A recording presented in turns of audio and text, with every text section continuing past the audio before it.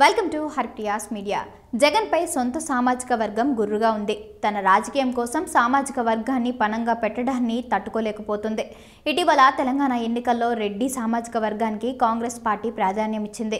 అక్కడ మెజార్టీ రెడ్డి నేతలు ఎమ్మెల్యేలుగా గెలుపొందారు. అయితే ఏపీలో అందుకు విరుద్ధంగా జగన్ ఆలోచన చేస్తుండడం విశేషం.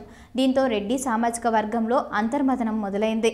వైసీపీ ఆవిర్భావం నుంచి రెడ్డి సామాజిక వర్గం ఆ పార్టీ వెంట నడుస్తోంది. వైఎస్ రాజశేఖర రెడ్డి మరణం తర్వాత కాంగ్రెస్ పార్టీని జగన్ విభేదించారు. అటు జగన్ కు సీఎం పదవి ఇచ్చేందుకు కాంగ్రెస్ హైకమాండ్ ఒప్పుకోకపోవడంతో జగన్ సొంత పార్టీని పెట్టుకున్నారు. ఆ సమయంలో రాయలసీమలోని రెడ్డి సామాజిక వర్గమంతా ఏకతాటిపైకి వచ్చింది.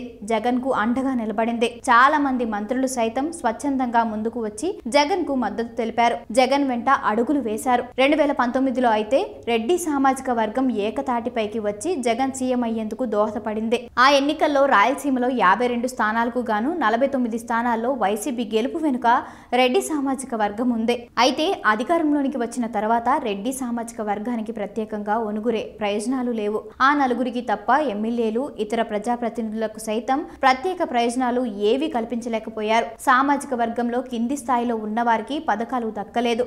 రాయలసీమకు ప్రత్యేక ప్రాజెక్టులు సైతం తెప్పించలేకపోయారు. నీటి సమస్యలు తీర్చలేకపోయారు. ఉన్న పరిశ్రమలను సైతం వెళ్లగొట్టారు.